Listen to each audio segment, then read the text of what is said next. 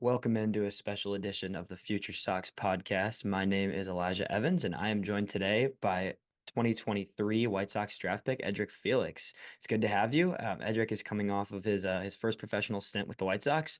Played at Florida Gulf Coast, was drafted in the 14th round, and then got to play in 21 games between rookie ball and Kannapolis last season in his first summer within the organization. Heads into 2024 for his first professional season. So how's it going? Great, great. Thank you for having me. Yeah, we appreciate you coming on. Awesome. Well, we'll start it off with this. So you grew up in Puerto Rico. You were born and raised there, and then you made your way over to the States for high school ball and then for college. So what was kind of the beginning of your baseball journey in Puerto Rico, and how did you become, interested in baseball at such a young point in your life?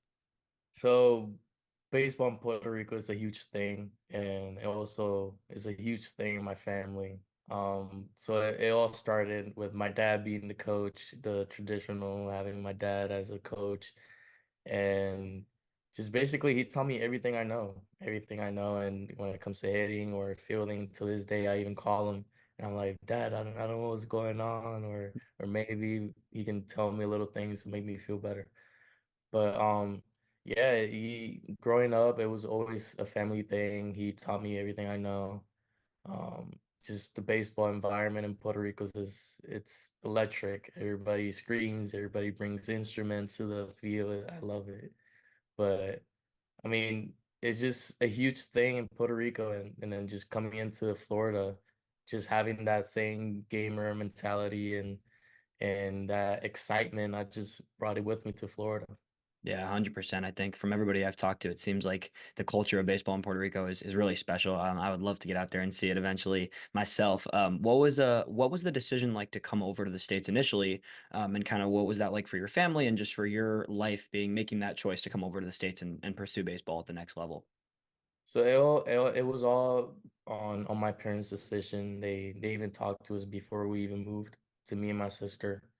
And first they said, "Hey, we're gonna take this sacrifice. We're gonna move to Florida because we didn't have any families in Florida. It was just gonna be us by ourselves."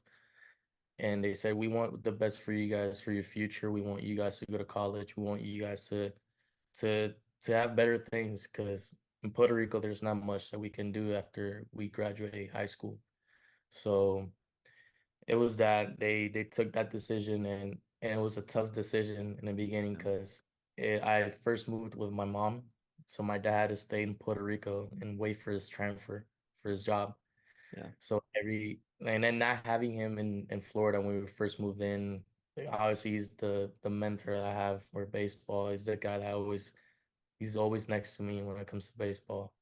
So not having him, it was a tough first year, but he always motivated me. I talked to him every night on the phone, and he even told me, "Hey, you're the man of the house. Take care of your sister. Take care of your mom." So that kind of helped me to mature a little bit as a person, and to even have that mentality of I'm not gonna have my dad all the time in the baseball field, so I'm gonna figure out the ways that I can get better, or maybe like fix some mistakes that I have by myself. Yeah, it sounds like you almost were missing, two figures, not only your dad but your coach too. It was two people in one that you just didn't have at that early stage. So that's obviously a hard transition during that time. So you started at JUCO, right, at College of Central Florida, and then you moved over to Florida Gulf Coast. What was the experience like playing at the JUCO level and then having the experience to kind of move up the college levels? Um, well, so going into JUCO, I feel like that was the best decision I ever made in my life. I had other options to either go to D1 or even go to another school, but 2020 was my graduation year, so it was COVID year. So much of those big schools they didn't have much money to offer for scholarship. And it was tough because I want to help out my family and just not making them pay for school. And so JUCO was a good route for me to not pay for school, play from the start, and College Central Florida just received me with open arms, and they were like, "Hey, we want you to get better, and we're gonna help you with everything." So going into CF was a huge and great decision I made. And I'll say that playing in JUCOs is harder than playing in Division One, Wow. just because preparation was very different. You don't have any scouting report on the pitcher. You don't have any scouting report coming in with the teams because they have different teams every year. So I would say that JUCO was definitely very hard, but I loved it because everybody had the same grind mentality that they wanted to make it to the next level. Right. That's cool you say that because it's I don't think people think of JUCO often that way, but I know it's like you're right. There's not the same resources that you have at the higher level schools. So you kind of are coming in just having to be the best baseball player you can be without as much knowledge into it. And then, you went on to Florida Gulf Coast. And for those who are not aware of this, you absolutely dominated there. I'll say it for you. You 25 home runs in your sophomore season, just unbelievable season all around. When you were there, what was that experience like? And I know you said it was maybe even easier, but what did the time there kind of teach you and get you prepped for going into the professional level? So it wasn't easier. It was still like a hard Right, of grind. Like course. I didn't work as hard, but I did feel more comfortable in a way that, like I said, like there was more time, more resources for me to even prepare myself when it comes to a weekend series or getting to know the other team. It was a lot. I had a lot of info coming into the game, so I feel more comfortable. And also, there was a bunch of seniors that were there for 5, 6 years because of COVID. So they kind of also helped me in a way. They kind of like teach me how Division 1 was, how the travel was gonna be, how the long series was gonna be, how the ranking position, all that works. So we all had the same goal, which was winning the conference. And I would say preparation was key, especially the coaches also helped me. They were like, "Hey, we want you to work on all speeds." So we will have a bunch of machines set up as for all speeds, lefty, righty.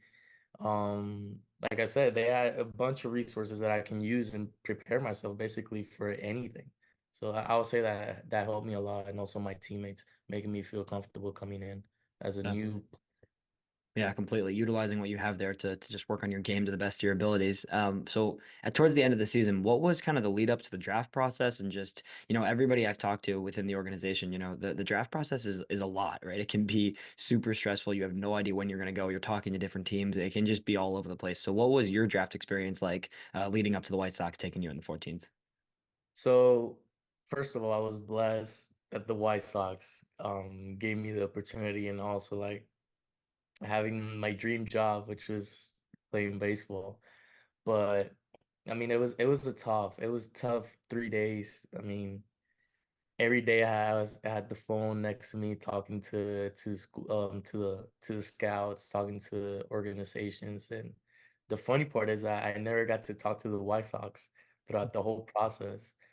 And so coming in the third day, I was already like getting nervous. I was like, maybe this is gonna be the chance, maybe and this team is gonna pick me. But as soon as I heard my name on the TV because we had to set it up in the living room. My whole family and everybody we started celebrating and we all started tearing up because at the end of the day, like I also put in the work when it comes to the grind and waking up every day, practicing every day. But I also had to give credit to my family as well that they also supported me. They came to the games. The times that I maybe I had to talk to someone on the phone, I can just go and talk to them and having that support, I say that it made me the way that I am and I'm very thankful for also my family and everybody that supports me. Yeah, that's awesome. I mean, family is everything in this world, especially with, going through the career journey that you had going, coming over from a different country and just moving your way. It's difficult. So I'm glad that you had that support system. And that sounds like the draft experience, while it was scary, ended up being a really good outcome for you. So Yeah. then once you were drafted by the White Sox, you played in 21 games at the end of the season. You had a 288, 382, 485 slash line. So pretty good numbers, only 21 games. Obviously, it's a small sample, but what was it like for you kind of playing in Arizona a little bit and then making your way to Kannapolis towards the end of the season and kind of just meeting all your, the other draft picks and just getting acclimated to the organization the last few months of the summer? So the funny part is that as soon as we got to draft camp, um, there was already like 4 or 5 guys that I already played with during summer ball, and Yeah. so coming in also feel a lot more comfortable, like knowing the guys already. We're all going through the same thing, so I didn't feel like I was alone. And from the start, everybody from the draft class, um, we all got together, like we all like made a good friendship. And I mean, starting off in rookie ball, I thought it was gonna be a little different when it came to college or when it came to the transition to the change of being a professional, but I'll say that the preparation was very key, and I kept that same routine, and I kept the same preparation mentality going into pro ball. And even in rookie ball, I even felt more comfortable than I did when I was in Florida Gulf Coast, just because I wasn't even doing homework. I wasn't worried about other things. Right. So my full like 100% focus was on baseball and fielding, hitting, and even talking to the coaches on things that I can even work on and improve.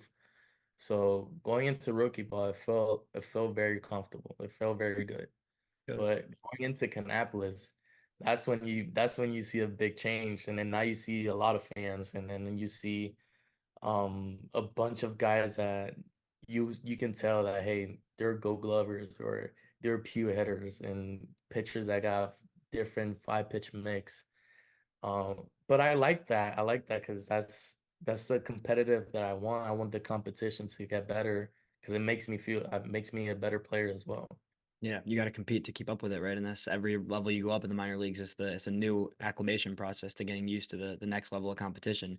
Let's get into the baseball part of things. We're talking a lot. It's been great, but so tell us a little bit about your just hitting approach at the plate. You hit for a lot of power and a lot of average throughout college. So what are some of the key things you kind of try to hone in on at the plate and things that you have been working on, in the last season to adjust, if you're changing anything in your swing or just the way you're approaching pitches?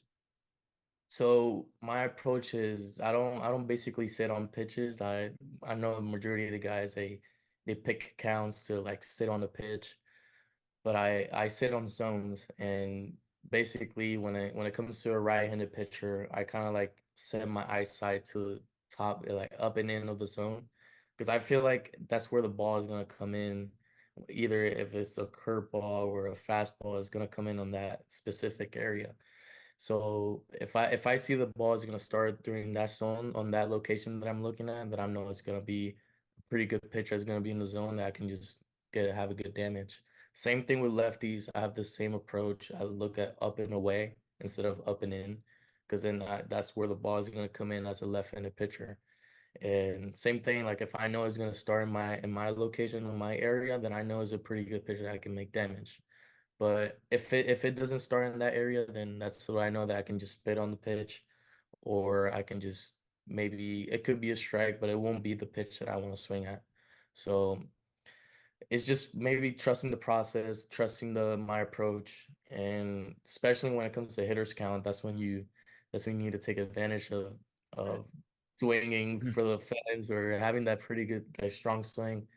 But that's basically it. I mean, learning also with a bunch of veterans in Puerto Rico, I heard there are different approaches, and I can just add that to my game as well. Yeah, that's cool. That's interesting you said that about not kind of sitting on any pitches. Along those lines, I guess, even if you're not sitting on a pitch, is there any pitches that as you got your first taste of professional ball last year, is there any types of pitches that you would struggle with more or others that you liked, you kind of found yourself being more comfortable hitting? So, I mean, I'll say just the splitter, man, that pitch, Interesting. I I didn't see it much during college Yeah. and going into pro ball. A lot of guys they throw it and they throw it pretty good. It's not like it's average or it's not that it's below average. Everything is amazing. That's also you got to give credit to the pitcher. I mean, they work as hard as I do, so everybody's working for the same goal as to make it to the big leagues. And I mean, the splitter is something that I've been working on throughout this offseason as well. And is those are pitches that you don't see, I'll say you don't see as soon as you get to the pro level. And the fact that I was able to see it a lot as well in Puerto Rico, and it helped me also feel more comfortable now going into spring training and even to the minors as well. Yeah, that's an interesting one. I wasn't expecting the splitter, but that's true. It's not something you always see early in the baseball life as opposed to later on. It's definitely more prevalent at the professional level. Looking over to the other side of the ball a little bit, you played mostly shortstop in college, I believe, and you kind of came in as a shortstop. You played second base though, in your time in Kannapolis. How is your comfort level at short versus second? And is there anything you're working on kind of adjusting defensively as you keep learning at the next level? So basically, one goal that the White Sox wanted me to have is just to become an everyday player when it came to second base, shortstop, or even third base. So the fact that I'm able to feel comfortable at those three positions, I would say is a good privilege to have, just because I can just move around the whole infield, and it doesn't matter where I stay or where I'm gonna be at. I'm always gonna give my 200%. And what I love is this is so different in every position that maybe you don't see it in the outside, but as a player, it's so different. So you kind of like you're a little bit more entertained that, oh, then I'm in the other side of the field, so now I can worry about this, and that. Or whenever I'm in the left side of the field, uh, I need to worry about other different things. And it's the fun part about the game. I see it like a fun thing. I mean, being able to be around the whole infield, it makes it's kind of special for me because I get to experience every position at the pro level, and the fact that I'm already able to be like feel pretty comfortable at those three positions, and it makes me feel good coming in. And there is not much difference, but I feel pretty good whenever is at either position. Yeah, that's great. I mean, the versatility is only going to help too. I think that's something that you're seeing in the modern game more than ever. There's players in the big leagues who they become valuable in part because they can play four positions, three positions, whatever it might be. And that's something that is going to continue to become more and more important the way I see it. So it's awesome that you're getting work at all three of those spots. And I think it's going to be valuable as you continue to grow. Let's talk a little bit off the field stuff. Is there anything that you kind of, I mean, obviously baseball has been a huge part of your life and is the focal point of everything you do. But is there anything off the field that you particularly enjoy to do when you've got some free time or when you're with your family or friends? So I'm really into the nutrition side of like when it comes to food, or I'm very passionate when it comes to the body, like whatever you feed your body, how your body's gonna react to it. And I'll say like cooking, um, that's a fun thing that I like to do. Also, um, just basically spending time with my family. I like to play dominoes with one of my family. I mean, it's kind of like a Puerto Rican thing that we like to do, and it's fun. I mean, I even my grandpa, he growing up when I was in Puerto Rico, he showed me a little bit of playing guitar. So here and there, like whenever I'm bored or something, I just entertain myself just playing a guitar. Little things like that, I mean, keeps me like sometimes off of baseball a little bit. Sometimes people get to focus so much on baseball that they even forget about the outside. Like you said, like having fun or even enjoying a little bit of time with your family. That's a cool thing. And even with my friends, I also do the same thing that I do with my family, play dominoes or even cook with my friends, the barbecue, grilling, just spending time with them is the fun part. It's awesome. It's important to keep that balance, right? You can't get your brain too locked in on one thing or else you're going to burn out. What are some of what's one of your favorite recipes that you make or your family makes? So the famous recipe that I do with my mom is called I don't know how to say it in English, but it's kind of like a lasagna. Like Okay. but instead of you using pasta, you use plantains. Nice. That sounds And good. you plantains as layers, and then the ground beef, and then you add some eggs as well to keep it all together. That sounds It's great. called like pastelón, but I mean, I don't Nice. know how to really say it in English. No, that's we got it right there. That's good. That sounds But good. But that's kind of like my favorite one that I do with my family. Nice. And of course, the ribs whenever you make them, and in the grill. Anything related to steaks, I love it. I love it. Sounds like I need to come over for some food. Yeah. Well, let's dive into the off season a little bit. So since the your first professional dive, this winter, I know you were playing in Puerto Rico a little, and you were also back there for a while. What was the off season training like, and kind of how were you able to keep your body rolling throughout this winter? So, I mean, playing in Puerto Rico it's a huge thing, and I think it really helped me a lot just to grow as a player. I didn't like to like I didn't have a professional season until I got to Puerto Rico, and I was lucky enough to play throughout the whole year as a rookie, and then playing with ex big leaguers and even big leaguers that right now that it's man, it's unbelievable. And I was good enough to even make it to the All-Star game as well. And we got to travel to DR, and I got to play against Robinson Cano. I got to meet Pedro Martinez, Nelson Cruz, all those legends, man. That then even Yadi Molina was my head coach going into to the All-Star game, and even listening to little things that they would tell me and like little advice and just having that whole environment of professional. And I mean, like, I'm very happy and lucky enough to experience that in such an early stage in my career, that I can just carry that and bring it with me through the minor leagues, and even help out my teammates as well when it comes to things that I struggled throughout that I did in Puerto Rico, that maybe they're gonna struggle with it in the minors, but I can tell them or help them, advise them ways that they can just get better. But I mean, staying healthy was the main thing that I learned, and also maintaining that same routine, having a routine, waking up every day, going up to lift in the morning. Man, little things like that. I mean, being around such a like a good environment, it feels so good, and I'm very happy that I was able to have that experience in Puerto Rico. That's awesome. That sounds like a great experience. I mean, being around players like that you mentioned is, I mean, completely invaluable at that point. Really, just something you'll remember. I mean, for a long time, right? The rest of my life. Yeah, exactly. So looking into this season, this is your first full season. You'll probably spend some time in Kannapolis. Hopefully things are gonna go well. You'll get to move up the ranks eventually. Is there anything that you on the field or just in your mentality, the big goals you have for this first season? So there's something that I do before every season. I even did it in college. Is I write down every goal that I want on a piece of paper. And even though I'm struggling, or even though I'm not having a good week or anything, I remind myself, I look at the piece of paper and I remind myself, why am I doing this, and what's my goal, or what am I trying to pursue? And that kind of helps me coming in. And obviously, I set high standards. For example, I can put in that I want to have a triple crown. Like, I want to be able to have a pretty good average, pretty good home run, like good amount of home runs, good amount of RBIs.